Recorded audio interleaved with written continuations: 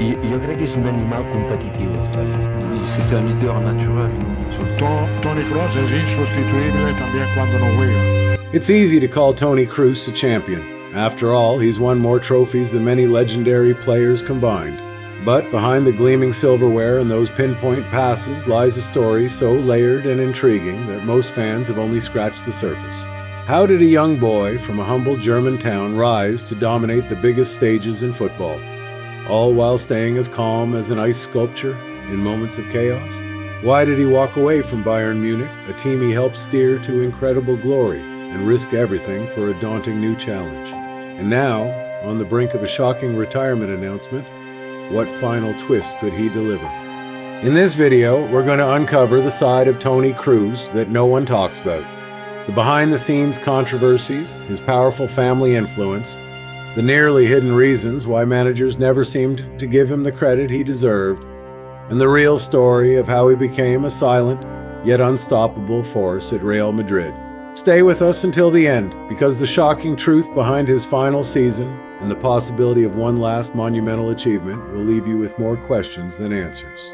Toni Kroos wasn't born into the glamorous lights of a football metropolis.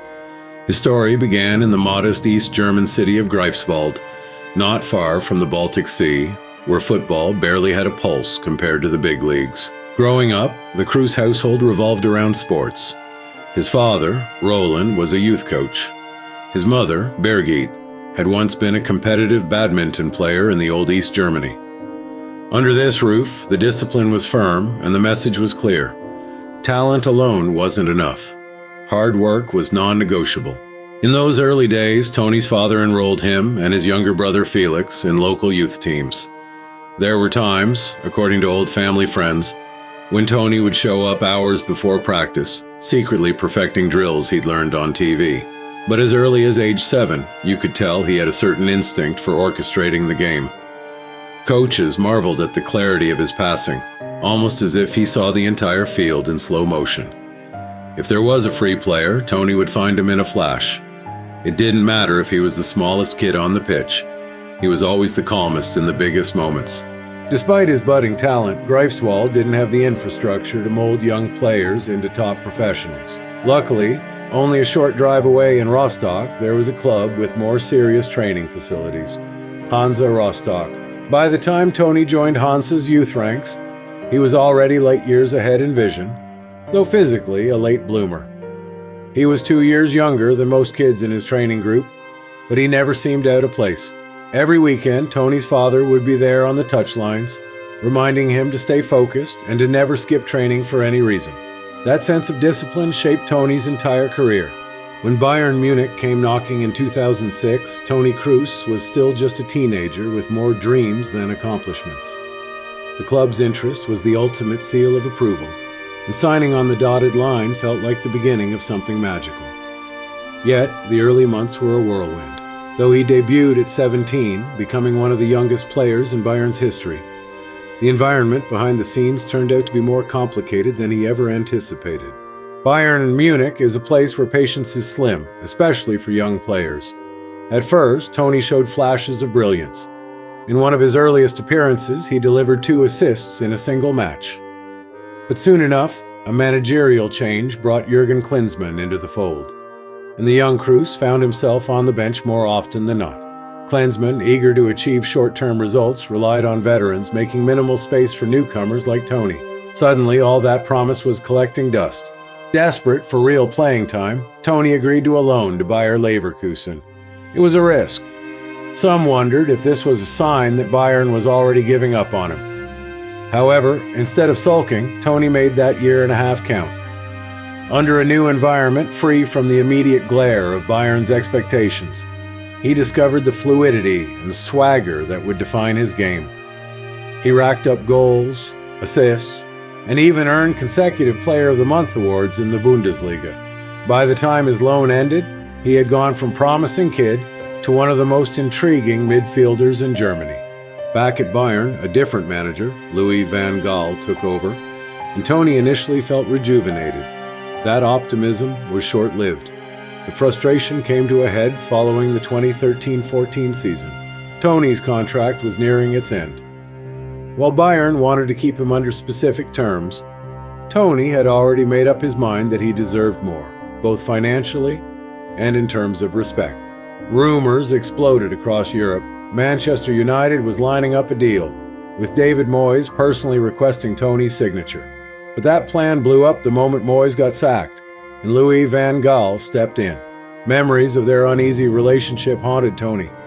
Suddenly, a new suitor swooped in, the juggernaut known as Real Madrid, and so began the transition from nearly invisible star to an architect of some of the most iconic nights at the Santiago Bernabeu. Little did anyone know, Toni Kroos would soon become the ultimate linchpin of arguably the most successful Real Madrid side in modern history. Before he wore the white of Real Madrid, Toni Kroos had a golden date with destiny, the 2014 World Cup. Stepping onto Brazilian soil with Germany, Toni quickly morphed from just another talented player into the orchestrator of an astonishing midfield. Alongside other German powerhouses, he swept aside Portugal, outlasted France, and then dismantled Brazil 7-1 in a match that still defies belief. In that semi-final, Toni scored twice, supplied an assist, and dictated the tempo in front of a stunned host nation. Many fans couldn't help but call him the puppet master behind Germany's relentless assault. What truly added to the mystique was that, according to some statistical metrics, Toni Kroos was the best player in the entire tournament. Yet he didn't take home the golden ball. That honor went to Lionel Messi. Critics roared about the injustice, but Toni remained his typical self, calm, measured, and outwardly unbothered. His performance may have been overshadowed in the award ceremony, but to the fans who watched every pass, it was evident that Germany's victory was in no small part thanks to him. Brazilians even nicknamed him El Camarero, the waiter, for the way he effortlessly served up assists on a silver platter. When Real Madrid announced Toni Kroos' arrival in July 2014, many fans were too busy fantasizing about big money signings like James Rodriguez or Gareth Bale to fully appreciate the quiet German midfielder. In fact, only around 8,000 supporters showed up to greet him, an almost paltry number compared to the tens of thousands who'd come to see others. The writing on the wall was clear. He wasn't the flashy superstar. He didn't come with a brand as high voltage as some of his new teammates. Ancelotti recognized early on that this was no ordinary signing. In Toni, he saw a midfield general who could handle pressure like it was child's play. The key to Toni's extraordinary success lay in a few fundamental qualities: precision, timing, and an almost telepathic awareness of where every teammate and opponent stood. His passing percentages consistently hovered around the 90-95% mark, jaw-dropping stat, especially in high-stakes Champions League matches.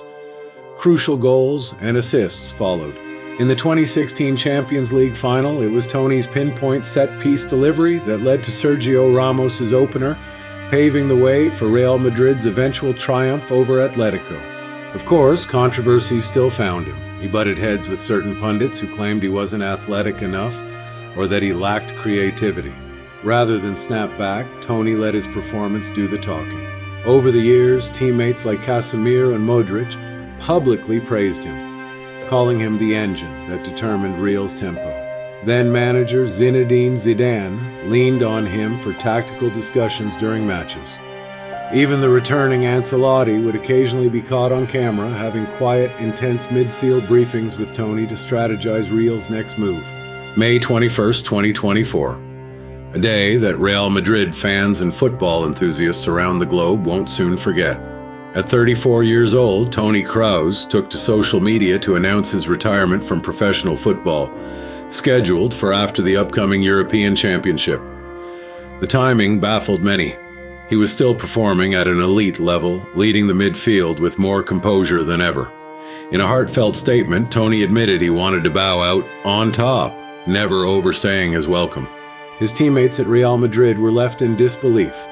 Some even shared private notes or tearful video messages. Vinicius Jr. called him a genius, while Luka Modric, his midfield partner for so many seasons, admitted he felt a deep sadness, but respected Toni's decision to walk away while still at the peak of his powers. Club legend Sergio Ramos left an emotional tribute on social media, thanking Toni for countless match-winning contributions and quiet leadership. Even Cristiano Ronaldo, who rarely comments on personal matters, chimed in, calling Toni one of the best midfielders he's ever worked with. In the end, Toni Kroos defies easy labels. He's a World Cup champion, a serial Champions League winner, a philanthropic visionary, a devoted family man, and possibly one of the most intelligent midfielders the sport has ever seen. Despite being overshadowed at times, he always found a way to stand tall. And now, as he prepares to step away from the pitch on his own terms, we can't help but reflect on the monumental legacy he leaves behind.